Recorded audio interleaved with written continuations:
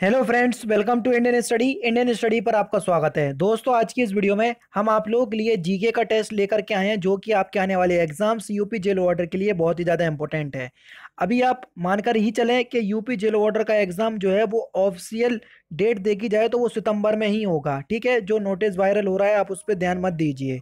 साथ ही साथ इस वीडियो की पीडीएफ आप डिस्क्रिप्शन में टेलीग्राम चैनल का लिंक दिया हुआ है, वहाँ से आप प्राप्त कर सकते हैं। तो चलिए दोस्तों, स्टार्ट करते हैं। देखते हैं पहला क्वेश्चन आपके सामने के निम्नलिखित में से कौन सा भारत का एकमात्र यहूदी वायसराय था। तो जल्दी बताइए वह कौन था। तो सही आंसर हो जाएगा लॉर्ड रीडिंग। यानी कि इस क्वेश्चंस का चौथा ऑप्शन आपका बिल्कुल करेक्ट है। बड़ा इंपॉर्टेंट क्वेश्चंस, देखो ये क्वेश्चंस मोस्टली आपको देखने को नहीं मिलेगा कहीं।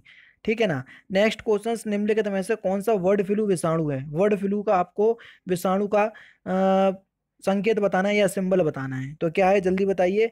तो सही आंसर हो जाएगा H5N1 यानी कि इस क्वेश्चंस का चौथा ऑप्शन आपका बिल्कुल करेक्ट। N1H1 या H1N1 ये क्या होता है, ये स्वाइन फ्लू का होता है, तो ये भी आपको पता होना चाहिए। नेक्स्ट क्वेश्चंस, भारतीय पेटेंट कानून लागू हुआ किस वर्ष, ये हमसे पूछा गया है। तो सही आंसर हो जाएगा वर्ष 1972 में। तीसरा ऑप्शन बिल्कुल करेक्ट। साइकिल का आविष्कार किसने किया, जल्दी बताओ। बहुत इंपॉर्टेंट और सिंपल क्वेश्चंस। तो किसने किया था, मैकमिलन। मैंने याद किया हुआ है। तो देखो कहाँ दिख रहा है, चौथे ऑप्शन में। आगे क्या लिखा उसे छोड़ दो, क्योंकि आप मैकमिलन से पहचान लोगे, तो इसलिए चौथा ऑप्शन करेक्ट। नेक्स्ट क्वेश्चन से आपका कि चंद्रगुप्त मौर्य ने सेल्यूकस को किस वर्ष में पराजित किया था, जल्दी बताओ। क्वेश्चन नंबर 6, किस वर्ष पराजित किया था सेल्यूकस को चंद्रगुप्त मौर्य ने। तो सही आंसर हो जाएगा 305 ईसा पूर्व, यानी कि तीसरा ऑप्शन आपका बिल्कुल करेक्ट। नेक्स्ट क्वेश्चन, भारत में वित्तीय आपातकाल की घोषणा आज तक कितनी बार की गई, जल्दी बताओ। वित्तीय आपातकाल कौन से अनुच्छेद के तहत लगाया जाता है, अनुच्छेद 360 के तहत। और कितनी बार की गई इस आपातकाल की घोषणा। बहुत ही अच्छी बात है कि एक भी बार नहीं की गई, यानी कि चौथा ऑप्शन आपका बिल्कुल करेक्ट। नेक्स्ट क्वेश्चन के निम्नलिखित में से कौन सी विश्व की दूसरी सबसे गहरी तथा सबसे लंबी झील है, जल्दी बताओ। तो कौन सी है। तो आपका सही आंसर हो जाएगा विश्व की दूसरी, पहली नहीं दूसरी की बात हो रही है। विश्व की दूसरी सबसे गहरी और सबसे लंबी झील है, तो सही आंसर हो जाएगा टांगानिका झील, यानी कि पहला ऑप्शन करेक्ट। पहली की बात करते तो बैकाल झील होता, इस बात को ध्यान रखना। नेक्स्ट क्वेश्चन, किसानों के लिए किसान क्रेडिट कार्ड योजना लाई गई कब। तो ये कब लाई गई, तो ये 1998 से 1999 के बीच लाई गई थी, यानी कि इस क्वेश्चन का पहला ऑप्शन आपका जो है वो बिल्कुल करेक्ट हो जाएगा। उत्तर प्रदेश का सबसे पुराना विश्वविद्यालय कौन सा है, इन्हीं दो ऑप्शंस में से आप बता सकते हो, जल्दी बताओ। तो उत्तर प्रदेश का सबसे पुराना विश्वविद्यालय कौन सा है, इलाहाबाद विश्वविद्यालय, यानी कि दूसरा ऑप्शन आपका बिल्कुल करेक्ट। नेक्स्ट क्वेश्चन के निम्नलिखित में से कौन सी सदिश राशि नहीं है, जल्दी बताओ। कौन सी सदिश राशि नहीं है। तो आपका जो सही आंसर हो जाएगा वह हो जाएगा आपका विस्थापन। विस्थापन जो है वो एक, सॉरी, निम्नलिखित में से कौन सी सदिश राशि है। तो विस्थापन जो है वो एक सदिश राशि है। आदेश और सदिश वाला मेरा वीडियो देखा, लगभग 1.5 मिलियन लोगों ने उस वीडियो को देखा हुआ है, आदेश और सदिश वाला। और उसमें मैंने यही बताया है, जिसमें वा आ जाए वो सदिश राशि, और जिसमें वा ना आए वो अदिश राशि। अब कई लोग बोलते हैं कि भार तो एक, क्या नाम है, सदिश राशि, उसमें बा तो आता नहीं है। अब भार को क्या तुम वजन नहीं बोल सकते, देखो वजन में आ गया बा। तो इस तरीके से आप याद कर सकते हैं। तो देखो बा नहीं है तो ये आदेश है, ये बा नहीं है तो भी आदेश है, यहाँ पर भी बा नहीं है तो भी आदेश है। तो यहाँ पर सही आंसर क्या हो जाएगा, विस्थापन जो है वो एक सदिश राशि है। वो वाली वीडियो देख लोगे तो और अच्छे से सारी चीजें समझ में आने लगेंगी। ठीक है ना। सदिश सदिश राशि ही डाल दोगे तो पहली वीडियो हमारी ही ट्रेंड करेगी। ठीक है। नेक्स्ट क्वेश्चन, किस विकसित देश को अंतर्राष्ट्रीय मुद्रा कोष द्वारा हाल ही में बकायादार घोषित किया गया, जल्दी बताओ। तो आपका जो सही आंसर हो जाएगा वह क्या हो जाएगा, ग्रीस को, यानी कि इस क्वेश्चन का दूसरा ऑप्शन आपका बिल्कुल करेक्ट हो जाएगा। पुस्तक इंडिया विंग्स फ्रीडम के लेखक कौन है, जल्दी बताओ। ये इंपॉर्टेंट क्वेश्चन है। तो उसके लेखक कौन है, इंडिया विंग्स फ्रीडम के। तो सही आंसर हो जाएगा ए के आजाद, यानी कि इस क्वेश्चन का पहला ऑप्शन आपका बिल्कुल करेक्ट हो जाएगा। ए के आजाद का मतलब क्या है, अब्दुल कलाम आजाद, समझ रहे हैं, एपीजे अब्दुल कलाम, समझ रहे हैं। एपीजे अब्दुल कलाम वाला कलाम नहीं है ये, अब्दुल कलाम आजाद है इनका केवल नाम, समझ रहे हैं। तो ये ध्यान रखना, पहला ऑप्शन करेक्ट। वो मैंने अब्दुल कलाम, एपीजे अब्दुल कलाम बोल दिया, तो वो उसको आप हटा दीजिएगा। विंग्स ऑफ फायर है एपीजे अब्दुल कलाम की, और इंडिया विंग्स फ्रीडम ये ए के आजाद की है। ठीक है ना। नेक्स्ट क्वेश्चन, निम्नलिखित में से कौन भारतीय संविधान की पांडुलिखि लेखन समिति का अध्यक्ष था। तो कौन था। तो सही आंसर हो जाएगा वी आर अम्बेडकर, दूसरा ऑप्शन आपका बिल्कुल correct. Indian home rule society स्थापित हुई थी? कब स्थापित हुई थी इंडियन होम रूल सोसाइटी? तो सही आंसर हो जाएगा 1905 में, यानी कि चौथा ऑप्शन आपका बिल्कुल करेक्ट हो जाएगा।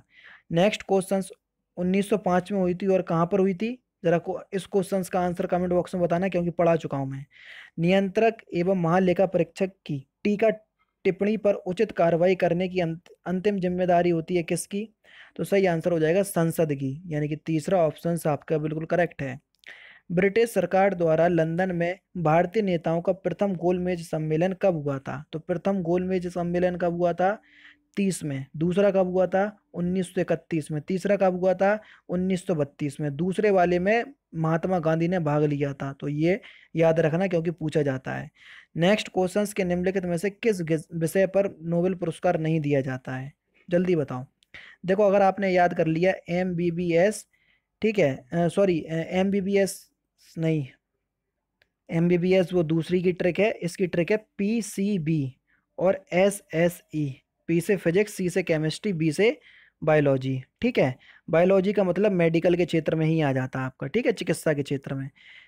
S से साहित्य, दूसरे S से क्या हो जाएगा? शांति, और E से हो जाता है इकोनॉमिक्स। तो यानी कि ये 6 क्षेत्रों में दिया जाता है। देखो, चिकित्सा का क्षेत्र इसमें आ गया, अर्थशास्त्र इकोनॉमिक्स इसमें आ गया, ठीक है। उसके बाद किस में रसायन इसमें आ गया। गणित आया? नहीं आया, तो गणित के क्षेत्र में नहीं दिया जाता, तो तीसरा ऑप्शन करेक्ट। नेक्स्ट क्वेश्चन, पीली यानी कि पीत क्रांति संबंधित है किससे? तो पीली क्रांति आपकी तिलहन उत्पादन से संबंधित है, चौथा ऑप्शन करेक्ट। राष्ट्रीय केला अनुसंधान संस्थान कहाँ पर स्थित है? तो राष्ट्रीय केला अनुसंधान संस्थान ये तिरुचिरापल्ली में है, यानी कि पहला ऑप्शन से आपका बिल्कुल करेक्ट। निम्नलिखित में से किस प्रांत में दलहन का उत्पादन सर्वाधिक होता है? जल्दी बताओ, दलहन का उत्पादन सर्वाधिक कहाँ पर होता है? तो ये मध्य प्रदेश में आपको देखने को मिलेगा, तीसरा ऑप्शन करेक्ट। कहाँ पर? मध्य प्रदेश में। देखो, दालें जो है वो सबसे ज़्यादा मध्य प्रदेश में देखने को मिलेंगी। सोयाबीन भी आपको मध्य प्रदेश में सबसे ज़्यादा देखने को मिलेगा। दो जातियाँ होती हैं वो भी आपको सबसे ज़्यादा मध्य प्रदेश में ही देखने को मिलेंगी। तो ये कुछ कारणों से मध्य प्रदेश आपका प्रसिद्ध है, जो कि मैंने आपको बता दिया, ठीक है। और वन जो है वो सबसे ज़्यादा मध्य प्रदेश में ही देखने को मिलेंगे। सबसे ज़्यादा वनों वाला राज्य जो है वो मध्य प्रदेश ही है। तो इस तरीके क्वेश्चन मध्य प्रदेश से पूछे जाते हैं। और जो नर्मदा नदी है, नर्मदा नदी का सबसे ज़्यादा भाग जो है वो मध्य प्रदेश से ही निकलता है, तो ये भी आपसे पूछा जाता है, ठीक है। नेक्स्ट क्वेश्चन, उत्तर प्रदेश के किस क्षेत्र में सोयाबीन की फसल मुख्यतः उगाई जाती है? देखो, सोयाबीन मोस्टली सबसे ज्यादा मध्य प्रदेश में, लेकिन उत्तर प्रदेश के किस क्षेत्र में आपको मिलेगी? तो बुंदेलखंड ये क्षेत्र में, ठीक है। तो चौथा ऑप्शन आपका बिल्कुल करेक्ट। नेक्स्ट क्वेश्चन, निम्नलिखित में से किसने सर्वप्रथम भारत में एक पृथक मुस्लिम राज्य प्रस्ताव रखा था? तो किसने रखा था सबसे पहले? मोहम्मद इकबाल ने, चौथा ऑप्शन करेक्ट। निम्नलिखित में से कौन एक राज्य की आकस्मिक निधि की स्थापना के लिए उत्तरदायी है? तो कौन है? किसी राज्य का विधानमंडल, पहला ही ऑप्शन आपका बिल्कुल करेक्ट हो जाएगा। जनगणना 2011 के अनुसार भारत के निम्नलिखित राज्यों में से किस राज्य में महिला लिंग अनुपात सर्वाधिक है, यानी कि सबसे ज्यादा है? तो कौन से राज्य में है? केरल। सबसे ज्यादा साक्षरता भी यही थी, कहाँ पर? केरल में। नेक्स्ट क्वेश्चन के भारत की निम्न नदियों में से कौन हिमालय की सभी श्रेणियों को काटती है? तो कौन सी नदी है? तो वह सतलज नदी, जो कि हिमालय की सभी श्रेणियों को काटती है। जो शिवालिक श्रेणी हो गया, हिमाद्री हो गया, ठीक है, और जो बाह्य हिमालय हो गया, इन सारी श्रेणियों की बात हो रही है। तो सतलज नदी जो है वो सभी श्रेणियों को लगभग काटती है, यानी कि दूसरा ऑप्शन आपका बिल्कुल करेक्ट है। नेक्स्ट क्वेश्चन की तरफ चलते हैं। उत्तर प्रदेश पुलिस विनियमन का कौन सा पैरा मृत्युपरांत परीक्षण एवं प्रक्रिया से संबंधित है? तो वह कौन सा पैरा है? तो सही आंसर हो जाएगा पैरा 139, तीसरा ऑप्शन करेक्ट। इस तरह के क्वेश्चंस आप केवल याद कर लो, ठीक है, आपको अलग से पढ़ने की जरूरत नहीं है। फिलीपींस की राजधानी क्या है? तो फिलीपींस की राजधानी हो जाएगी आपकी क्या? मनीला, यानी कि इस क्वेश्चन का कौन सा? दूसरा ऑप्शन करेक्ट। मस्कट ये ओमान की राजधानी है। सिंगापुर की राजधानी सिंगापुर सिटी है, ठीक है ना। नेक्स्ट क्वेश्चन के भूटान देश की मुद्रा कौन सी है? जल्दी बताओ। तो भूटान की मुद्रा क्या हो जाएगी? तो आपका सही आंसर हो जाएगा न्यू कल्ट्रम, यानी कि इस क्वेश्चन का कौन सा? चौथा ऑप्शन करेक्ट। नेक्स्ट क्वेश्चन की तरफ चलते हैं। महात्मा गांधी के भ्रातृत्व और शांति के दर्शन के प्रति श्रद्धांजलि के रूप में संयुक्त राष्ट्र की महासभा ने उनके जन्मदिन 2 अक्टूबर को घोषित किया, किस दिवस के रूप में? ये आपको बताना है। तो 2 अक्टूबर को हम कौन सा दिवस मनाते हैं? अंतर्राष्ट्रीय अहिंसा दिवस, यानी कि पहला ऑप्शन आपका बिल्कुल करेक्ट है। फोटोशॉप किस प्रकार का सॉफ्टवेयर है? तो फोटोशॉप जो है वो एक ड्राइविंग सॉफ्टवेयर है, यानी कि इस ड्राइंग सॉफ्टवेयर है, यानी कि दूसरा ऑप्शन आपका बिल्कुल क्या हो जाएगा? करेक्ट हो जाएगा। नेक्स्ट क्वेश्चन, भारतीय संविधान की रचना के समय संविधान सभा का संवैधानिक सलाहकार कौन था? तो उस समय थे आपके BN राव, यानी कि तीसरा ऑप्शन आपका बिल्कुल करेक्ट हो जाएगा। नेक्स्ट क्वेश्चन के आपके सामने है कि किस भारतीय व्यावसायिक बैंक ने सबसे पहले चलती फिरती ATM सेवा प्रारंभ की? तो कौन सी बैंक ने की? तो उस बैंक का नाम है आपका ICICI बैंक, यानी कि इस क्वेश्चन का पहला ही ऑप्शन आपका बिल्कुल करेक्ट हो जाएगा। नेक्स्ट क्वेश्चंस और इंपोर्टेंट क्वेश्चंस के कन्नौज का युद्ध किस वर्ष लड़ा गया? तो सही आंसर आपका क्या हो जाएगा?